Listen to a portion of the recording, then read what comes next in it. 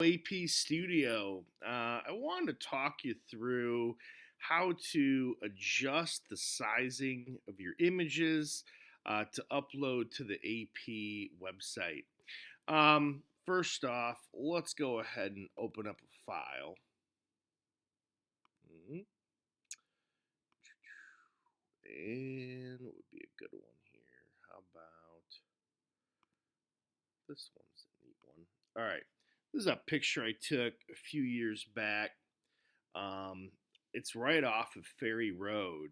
They were in the process of tearing this house down. I just thought it was so bizarre to have the chimney there without the rest of the house, and to kind of have this broken area, and yet the front door looks pretty normal. Um, it's gone now. If you're familiar at all with that area now, Iron Gate, which is like a car condo community, is built there. Structure there. They've got like some car condos. And then this is also really close to Top Golf, if you are familiar with that. First off, before I do anything, let's crop this just a little bit. This is a scan from a negative. Well, a scan from a print of a negative. So I have a border, which I want to get rid of. Yeah, yeah, yeah, good enough. Okay. Now, you're going to want to go up here to image, and you're going to want to go to image size. And there's some things you want to notice. First off, when you first get in here, it's probably going to be set up like this. You can adjust that right here in this tab. And I want to set it to inches because that's how it's set up on the AP website. And if you're familiar with the instructions, the longest measurement, which in this case, because my photo is horizontal or landscape, is 14.68, and the longest measurement they want is 10.83. Click over here, it'll automatically change the other side to work with it. Now, the second measurement, so your longest one is the 10.83. The shorter measurement should be no bigger than 7.36. Now, to keep the aspect ratio of this photo, it set it to 7.42. We don't want to change it independent of the other one, or you're going to distort the image. So I'm going to go ahead and set this a little bit lower to the 7.36. Notice it changed the longer measurement to 10.74. That's okay. You want to leave it that way. It's okay to let that one float. You just want to make sure that you're within the constraints of the AP guidelines. This down here is the resolution. This is dots per inch, or DPI. It's set to 300 right now. Let's leave that alone at this point. We'll say okay. All right, now that did shrink the picture up a little bit, but trust me, there's still plenty of quality here. Nothing to worry about. Okay, so you can see that. And we'll go back to fit the whole picture in.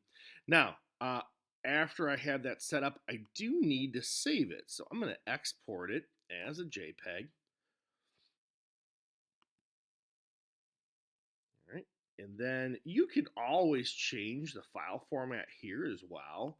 But I'm going to go ahead and leave that as a JPEG for the uploading. And then notice it's set the pics here. We don't need to change that right now because we're not going to use that. But if you did want to see, you can also have like a percentage. And over here in quality, I'm just going to leave that alone too. And then what you're going to see here is if you hit save, it'll give you like a good guesstimation of what the file size is going to be. In this case, it's 7.4 megabytes. That's too big. So let's go back and let's adjust the resolution. Let's go down to 200. And by the way, this is going to be something that you need to do on an individual basis. Your images are going to be different. There's a lot of variables involved, with how it determines like file size. So like this is true for my image. This may not be totally true for yours. Something else that you need to note is that if you're using a Canon camera, these measurements are going to be very, very different. With Canon photos or files, you're going to tend to have really, really large dimensions, but then a really small DPI. Now, what I would do to kind of balance that out if you're using Canon is in the same time, you want to adjust your measurements to fall within the constraints of the AP and then up the DPI to 300.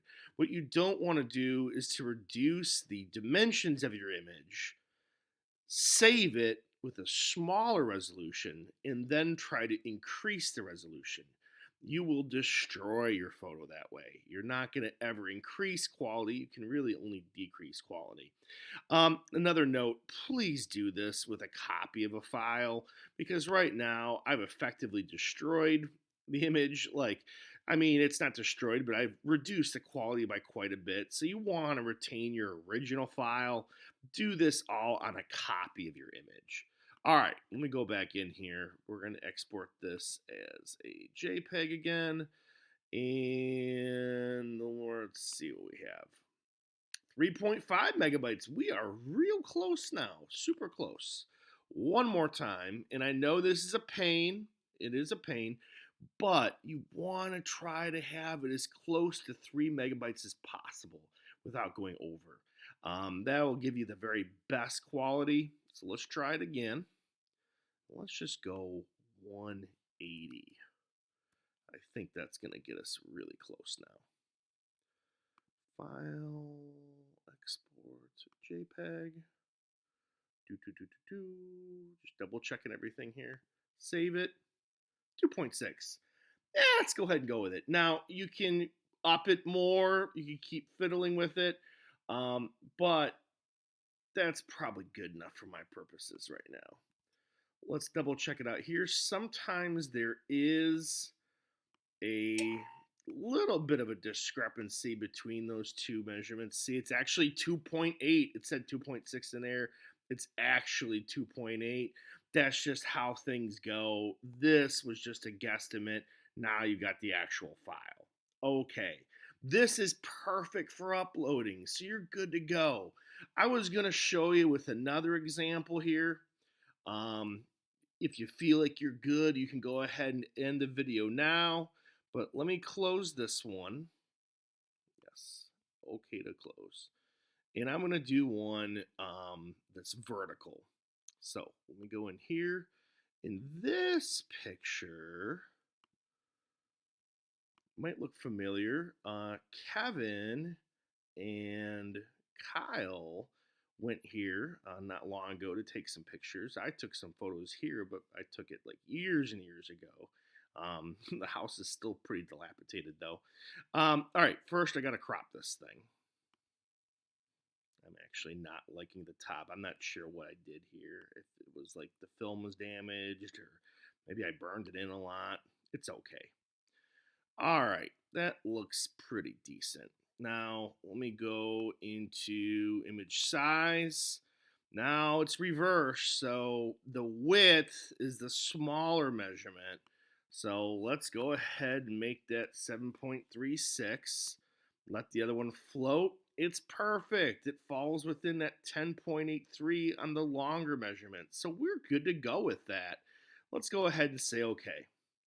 Now I know what you're thinking. Oh, well, you could go ahead and change the DPI now, but I like to do it this way because I want to make sure that I'm gradually getting to where I'm at so that I don't go over where I want to be. So let's see here. 8.9. Okay, that was still massive. Let's drop it down. Go to 200. And let's export it.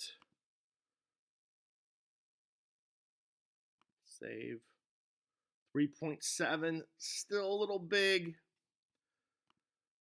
And it looks like it is going to be pretty much the same as the other one. But I like to check it just to make sure. Now, if I was just doing this on my own, I might go a little faster with it. Um, but I want to be methodical in the way that I'm showing you how to do it. 2.7, that's probably going to work just fine. Let's say okay. And let's check our photo. I'll right click it. And where'd my little thing go? 2.8, that's perfect. It is ready to upload. So I just wanted to talk you through how to reformat your pictures so that you can upload them to the website. And, I know that this is kind of a difficult thing and it's really like detail orientated, but if you need help, send me an email and I'll try to help you the best that I can. You guys all have a wonderful day.